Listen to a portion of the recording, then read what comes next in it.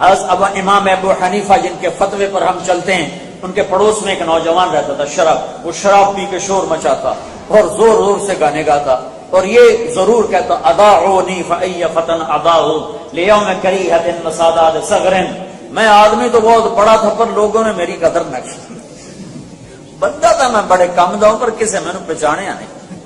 یہ شعر روز پڑھتا تھا۔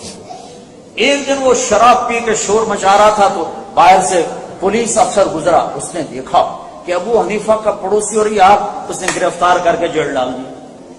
2-3 دن گزر گئے، اس کی آواز نہیں آئی، تو امام صاحب نے کہا وہ ہمارے پڑوسی کی آواز نہیں آتی، وہ کدھر؟ کہ وہ پولیس پکڑ کے لے گی۔ اچھا، تو تھانے پہنچ گئے۔ وہ تھانے دار اس زمانے میں پتہ نہیں کیا کہتے تھے، آج کی زبان میں کہتا ہوں، تو اس نے پولیس اسٹیشن والے سے کہا بھائی وہ ہمارا ایک پڑوسی آپ پکڑ کے لائے تھے، اس کو آپ چھوڑ دو۔ کہا جی میں تو آپ کی وجہ سے پکڑ کے لاؤں کہ آپ اتنے بڑے عالم اور آپ کے پڑوس میں شراب پی کے شور مچاتا ہے، تو کہنے کہ بھائی میری وجہ سے ہی پکڑا ہے، میری وجہ سے چھوڑ دو۔ کہا یہ چھوڑ دیتا ہوں، تو چھوڑ دیا۔ اس کو نکال کے لائے، کہنے کہ بھائی زمانے نے تیری قدر نہیں کی، میں نے تو کی نا تیری قدر۔ اس نے ایسی شراب سے توبہ کی کہ پھر اس کو ہاتھ نہیں لگایا۔ محبت، دین محبت سکھاتا ہے۔ میرے نبی نے پوچھا اسلام کا سب سے مضبوط عمل کون سا ہے؟ صحابہ نے کہا نماز، آپ نے کہا نہیں۔ صحابہ نے کہا جہاد، آپ نے کہا نہیں۔ صحابہ نے کہا حج، آپ نے کہا نہیں۔ صحابہ نے کہا روزہ، آپ نے کہا نہیں۔ صحابہ نے کہا صدقہ، آپ نے کہا نہیں۔ کہ پھر آپ ہی بتائیں، تو آپ نے فرمایا اسلام کا سب سے مضبوط عمل آپس میں اللہ کے لیے محبت کرنا ہے۔ ایو الاسلام اوثق، قالوا الصلاة قال لا، قالوا الجهاد قال لا، قالوا الصيام قال لا، قالوا الصدقة قال لا، قالوا الله ورسوله أعلم، قال إن اوثق عرى الاسلام الحب لله والبغض لله۔ اسلام کا سب سے مضبوط عمل آپس میں محبت کرنا ہے۔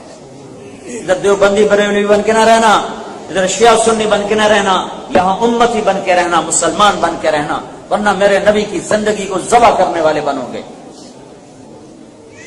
تو اپنے نبی کی معاشرت سیکھو کہ میرے نبی گھر، یہ تو پڑوسی کا حق بتا ہے، پڑوسی۔ ایک یہودی کا جنازہ گزرا، آپ کے احترام میں کھڑے ہو گئے۔ یہ ہمارے اخباروں والے، پاکستان کا ازلی دشمن ہندو، پاکستان کا ازلی دشمن ہندو۔ ارے نہیں بے وقوف ہو، تم خود اپنے دشمن ہو، تم خود اپنے دشمن ہو۔ تو ادھر ادھر کی نہ بات کر، یہ بتا کہ قافلہ کیوں لٹا، مجھے راہزنوں سے گلا نہیں، تیری راہبری کا سوال ہے۔ ہم نے خود اپنے پاؤں پہ کلہاڑی مارے۔ کسی کے پیٹ میں بھی درد ہو تو امریکہ کی سازش ہے۔ سارا پاکستان جھوٹ سے بھرا پڑا ہے، امریکہ کی سازش ہے۔ 90% لوگ نماز نہیں پڑھتے، یہ امریکہ کی سازش، یہ یہودیوں کی سازش ہے۔ 100% اولاد ماں باپ کی نافرمان ہے، یہ یہودیوں کی سازش ہے۔ سارے بینکوں میں مسلمانوں کا پیسہ سود پہ پڑا ہوا ہے، یہ امریکہ کی سازش ہے۔ ڈیفنس میں ہر چوتھے گھر میں مجرا ہو رہا ہوتا ہے، یہ امریکہ کی سازش ہے۔ شراب چلتی ہے، زنا چلتا ہے، یہ یہودیوں کی سازش ہے۔ یہ اپنے پاؤں پہ خود کلہاڑی مار رہے ہیں۔ قوموں کے سفینے اوروں کے ڈوبونے سے نہیں ڈوبتے، اپنے ہاتھوں سے ڈوبتے ہیں۔ 3 کام جو قوم کرے گی تباہ ہو جائے گی، 3 کام جو کرے گی آباد ہو جائے گی۔ جس قوم میں ظلم ہوگا، جس قوم میں جھوٹ ہوگا، جس قوم میں دھوکہ ہوگا، وہ قوم تباہ ہو جائے گی۔ جس فرد، مرد، عورت میں جھوٹ، ظلم، دھوکہ ہوگا، تباہ ہو جائے گی۔ جس قوم میں سچائی ہوگی، عدل ہوگا، دیانت ہوگی، فرد ہو یا مرد ہو، عورت ہو یا قوم ہو، انہیں کوئی زوال پہ نہیں لا سکتا۔ وہ عروج کی سیڑھیاں چڑھ کے رہیں گے، اللہ چڑھا کے رہے گا۔ میرا مسلمان بھائی بہن ظلم میں لتھڑا ہوا ہے، جھوٹ میں کالا ہو چکا ہے، دھوکے دینے کو تجارت سمجھتا ہے۔ میں کیسے کہوں کہ یہودی کی سازش ہے، امریکہ کی سازش ہے؟ میرے اپنے ہاتھوں کی کمائی ہے۔ میرا نبی پڑوسی کا یہ حق بتا رہا ہے، پڑوسی چاہے ہندو ہو، سکھ ہو جائے، اور 4 اہل سنت کے امام سب سے بڑا شخص جس کے فتوے پر آج بھی 50 کروڑ مسلمان عمل کرتا ہے، وہ شرابی کو چھڑا کے لا رہا ہے۔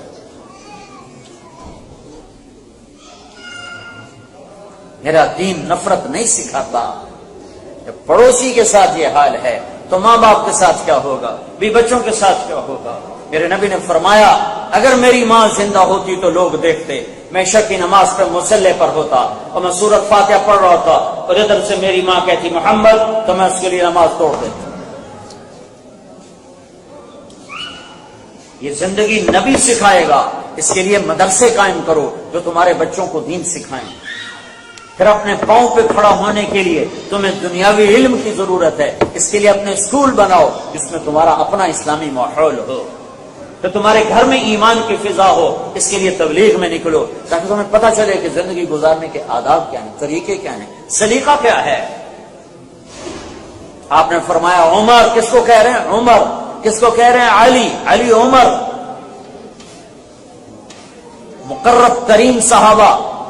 میرے بعد کوئی نبی ہوتا تو عمر ہوتا. علی جنت میں تیرا گھر میرے گھر کے سامنے ہے. ان کو کہہ رہے ہیں تمہارے زمانے میں ایک شخص آئے گا, اس کا نام ہوگا اویس, اس کا قبیلہ ہوگا عامر, اور اس کا خاندان ہوگا قرن, اس کا رنگ ہوگا کالا, قد ہوگا درمیانہ. آئے گا وہ یمن سے. جب آئے تو تم نے اس سے اپنے لیے دعا کروانی ہے. عمر علی کو ان کی دعا کی ضرورت. سارے تابعین اکٹھے ہو جائیں, ایک صحابی کے بال کے برابر نہیں, تو عمر علی کو کوئی پکڑے گا. اور اویس کے بارے میں کہا جا رہا ہے, اویس کرنی, نام سنا ہے نا اویس کرنی, اویس کرنی کرن خاندان ہے, عامر قبیلہ ہے, اور ان کا علاقہ یمن میں. میں 2 سال پہلے گیا, میں ان کے علاقے میں گیا, ان کے گاؤں میں گیا جہاں وہ پیدا ہوئے. جس جگہ وہ گاؤں تو اب متعین نہیں, لیکن وہ وادی متعین تھی کہ یہاں اویس کرنی پیدا ہوئے, اور ان کے خاندان کے ایک شخص سے ملاقات بھی میری ہوئی. تو آپ نے وجہ کیا بتائی؟ کہ وجہ یہ ہے عمر علی, وجہ یہ ہے کہ جب وہ یوں ہاتھ اٹھاتا ہے تو اللہ خالی نہیں لوٹاتا. کیوں؟ کہ اس نے ماں کی ایسی خدمت کی ہے. وہ جب ہاتھ اٹھاتا اللہ کہتا لبیک. تہجد, جہاد, نماز, روزہ, حج نہیں, ماں کی خدمت سے. حضرت عمر رضی اللہ عنہ خلیفہ بن گئے. ہر سال ڈھونڈے اویس اویس اویس, ملا ہی نہیں. 1 سال انہوں نے سارے حاجی اکٹھے کر لیے. حج میں ڈھونڈتے تھے, سارے حاجی اکٹھے کر لیے. کہا بھائی سب کھڑے ہو جاؤ, سارے بیٹھ جاؤ, یمن والے کھڑے رہو. دیکھا سارے یمنی بیٹھ جاؤ, بنو عامر کھڑے رہو, تو کھڑے تھے. کہا سارے بنو عامر کھڑے ہو جاؤ, کرنی بیٹھ جاؤ, کرنی کھڑے رہو. تو ایک آدمی بچا, تو آپ نے تصدیق کی تم کرنی ہو؟ جی. عامر سے ہو؟ جی. اویس کو جانتے ہو؟ ہاں جی. میرا بھتیجا. آپ کیوں پوچھ رہے ہو, تو پاگل سا ہے. بس عمر رونے لگا, نہیں وہ نہیں, تیرا دماغ کو ہلیا لگ رہا ہے. تو پوچھا کدھر ہے؟ کہا جی اونٹ چرانے گیا, اونٹ چرانے. تو آپ نے علی کو ساتھ لیا, عرفات کو نکل گئے. دیکھا تو اویس ایک کیکر کے نیچے نماز پڑھ رہے. یہ دونوں جا کے ایسے بیٹھ گئے. انہیں محسوس ہوا 2 آدمی آ گئے. دونوں نماز چھوٹی کر کے سلام کرا. تو عمر نے پوچھا کون ہو بھائی؟ کہا جی مزدور ہوں. تمہارا نام کیا ہے؟ کہا جی اللہ کا بندہ. کہا بھائی اللہ کے بندے تو سارے ہیں, میں وہ نام پوچھ رہا ہوں جو تیری ماں نے تیرا رکھا. وہ تو دونوں کو نہیں جانتا تھا, پہلی دفعہ حج پہ آئے تھے. وہ کہنے لگے تم کون ہو میرا انٹرویو کرنے والے؟ تو اس پر حضرت علی نے کہا اویس یہ ہیں امیر المومنین عمر, اور میں ہوں علی بن ابی طالب. پھر وہ ایسے ہلنے لگے, دونوں کو سلام کیا. اچھا, اللہ کے نبی نے نشانی بتائی تھی کہ اس کی کمر پہ ایک نشان ہوگا سفید.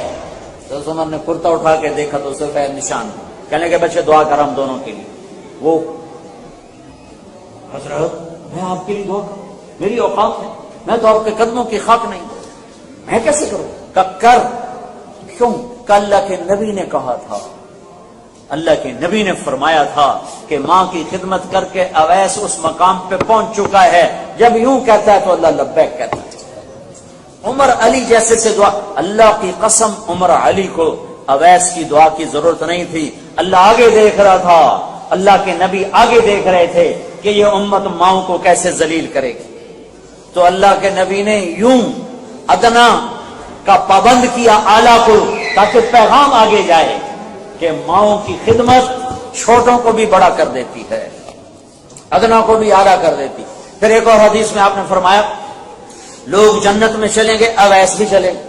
جب جنت کے گیٹ پر آئیں گے تو اللہ تعالیٰ فرمائے گا باقی اندر چلے جاؤ، اویس کو روک دو، تو اویس رک جائیں گے اور ڈر جائیں گے، یا اللہ ایک ہی بڑی بوئے تھے آگے پیچھے، تو اللہ تعالیٰ فرمائیں گے پیچھے دیکھو، تو اویس پیچھے دیکھیں گے تو سب مجرم کھڑے ہوں گے، دوزخ والے کھڑے ہوں گے، تو اللہ تعالیٰ فرمائیں گے تو نے مجھے خوش کیا تھا اپنی ماں کی خدمت سے، یہ دوزخ والے کھڑے ہیں تو ایسے اشارہ کر، جس کا تو اشارہ کرے گا آج تیری تو خیر لاکھوں آدمیوں کو جنت میں ڈالوں۔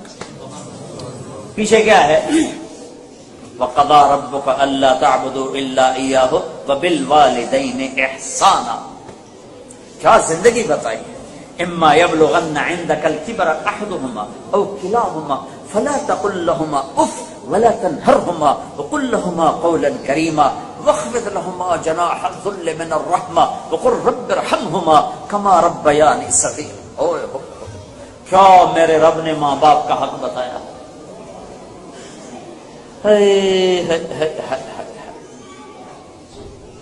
ایک آیت کو پیش کرتا ہوں، ایک آیت سے وَاخْفِضْ لَهُمَا جَنَاحَ الذُّلِّ مِنَ الرَّحْمَةِ، جناح آدمی کی ید ہوتا ہے، جناح نہیں ہوتا، یعنی بازو ہوتے ہیں، پر نہیں ہوتے ہیں۔ اللہ تعالیٰ کہہ رہا ماں باپ کے آگے پر بچھا دے، میرے کوئی پر ہیں، یہ تمہارے کوئی پر ہیں، اللہ تعالیٰ کہہ رہا پر بچھا دے۔ یہ پر بچھانے کا کیا مطلب ہے؟ میں جب کالج پڑھتا تھا، اسکول پڑھتا تھا جب ہم گھر واپس جاتے تو ہمارے گھر کے قریب جنگل تھا، راوی کے کنارے ہم رہنے والے تھے، تو جنگل تھا، جنگل میں ہم شکار کھیلنے جاتے، اپنے ساتھ آٹا، دال، گھی، نمک، نوکر چاکر ہر شے لے کر وہاں جا کے ہم ایک ہمارا وہاں چاچا سردار ہوتا تھا، اس کا ایک کوٹھا ہم قبضے میں کر لیتے، ہفتہ 10 دن وہاں پڑے رہتے، شکار کھیلتے، تیتر کا شکار ہوتا تھا۔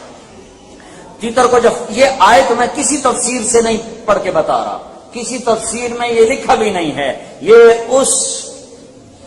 وہ جو میری زندگی میں ایک تھوڑا سا وقت گزرا ہے وہاں سے میں نے اس آیت کو اخذ کیا ہے کہ جب ہم اس کو فائر کرتے تھے نا تو وہ تھوڑا سا اڑتا تھا پھر گرتا تو یوں اپنے پر پھیلا دیتا تھا اور سر یوں کر دیتا، ٹانگیں پیچھے چلی جاتی تھی اور گویا کہہ رہا تھا جی ہن مینو کو چھڈو، ہن میرا بس کوئی، ہوں بھاویں کباب بناؤ تو بھاویں بھون کے کھاؤ۔